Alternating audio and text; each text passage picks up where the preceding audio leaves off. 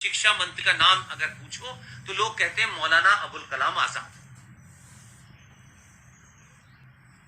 लेकिन मैं कहता हूं कि मौलाना अबुल कलाम आजाद का नाम अगर आप जानना चाहते हैं तो भाई ये तो पता करो कि मौलाना आजाद का असली नाम क्या था और मौलाना आजाद कहां पैदा हुए थे, कहां से आए थे, उनके बचपन में नाम क्या था, जवानी में नाम क्या था।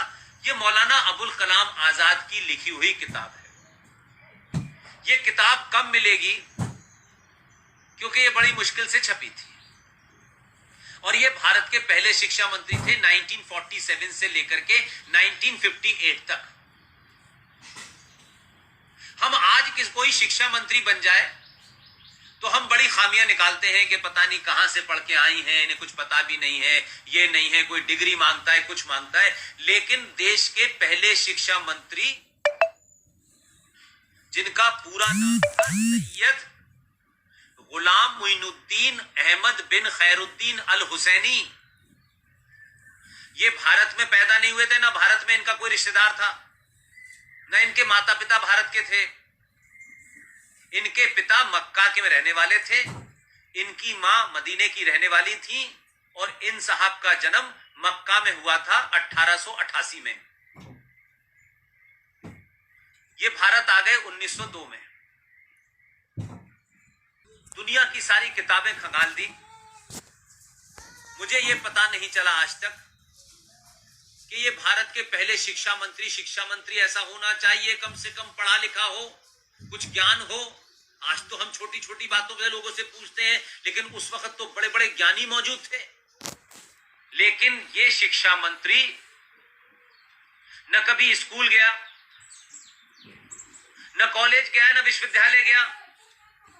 ये मदरसे में पढ़े हुए हैं और मदरसे से निकल के मदरसा साहब ये शिक्षा मंत्री बने और 47 से 58 तक रहे। और इतने झूठे थे, ये इतने डरपोक थे कि अपने रहते रहते जो किताब इन्होंने लिखी है इंडिया विंस फ्रीडम, इस किताब को 1958 से पहले लिखा और उस वक्त की जो सच्चाइयां थी और इनके जो मक्कारी के मंसूबे थे, जो साजिशें थी इस आदमी की, उसके बारे में लिखने की हिम्मत अपने जीते जी नहीं हुई। क्योंकि अगर ये लिख देते तो इनकी पोल खुल जाती, तो फिर ये शिक्षा मंत्री नहीं रहते और इनका हिडन एजेंडा पता चल जाता। तो अपने लिखने से मरने से पहले इन्होंने 30 पन्ने अलग से लिखे और कहा कि जब मेरी मृत्यु हो जाए उसके 30-35 साल के बाद इस 30 पन्नों को मेरी किताब में जोड़ देना। वो 30 पन्ने समेत ये किताब मिल गई है मुझे। जो शिक्षा मंत्री अपने जीते जी सच न बोल पाया हो, जिसका भारत की संस्कृति से कोई लेना देना ना हो, भारत के फ्रीडम मूवमेंट से उसका कोई मतलब ही ना हो, उसके बाप का दादा का, वो यहां आए शामिल हो गए। मक्का में रहने वाला आदमी कलकत्ता चला गया, जबकि कलकत्ता से कोई कल्चर का मामला नहीं था। और किसी ने पूछा, और ये उस दौर में शिक्षा मंत्री बने जब हमारे देश में उस वक्त, आज 1 तारीख है, सारे देश में 5 सितंबर टीचर्स डे मनाया जाता है। ये टीचर्स डे क्यों मनाते हैं? उस वक्त के विद्वान महान शिक्षाविद डॉक्टर राधा कृष्णन का जन्मदिन होता है। उसे भारत में टीचर्स डे के नाम से याद किया जाता है। वो उस वक्त मौजूद थे, लेकिन वो शिक्षा मंत्री नहीं बने। शिक्षा मंत्री मक्का में पैदा होने वाला यह शख्स बना। और उसके बाद शिक्षा का हाल क्या रहा? 30 साल तक ऐसे ही लोग आए। हुमायूं कबीर आए, एनसी छागला आए, फखरुद्दीन अली अहमद आए,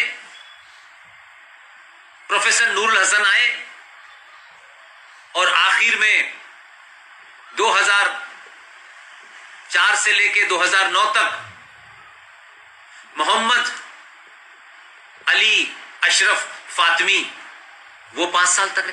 30 साल तक शिक्षा में रहने के बाद कहते हैं कि मुसलमान शिक्षा में सबसे पीछे है। लेकिन हम कोई बात फैक्ट पे नहीं करना चाहते, सच्चाई पे नहीं करना चाहते।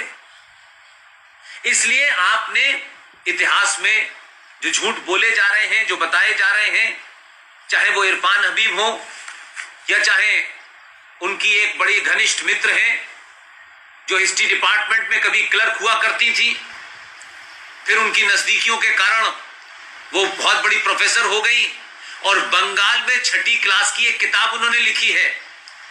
बंगाल के अंदर बंगाली में किताब है, 6ठी क्लास की किताब है, और उसमें वो मैडम जिनको मैंने अभी सुना है 60 गांठ से प्रोफेसर ऑफ एमेटस की डिग्री मिल गई है, और वो उस किताब में लिख रही हैं, बंगाली में पढ़ाया जा रहा है कि भगवान राम विदेशी थे और भारत पे आक्रमण करने के लिए आए थे और वो राक्षस मूल के थे। ये बच्चों को 6ठी क्लास की किताब में बंगाल में पढ़ाया जा रहा है।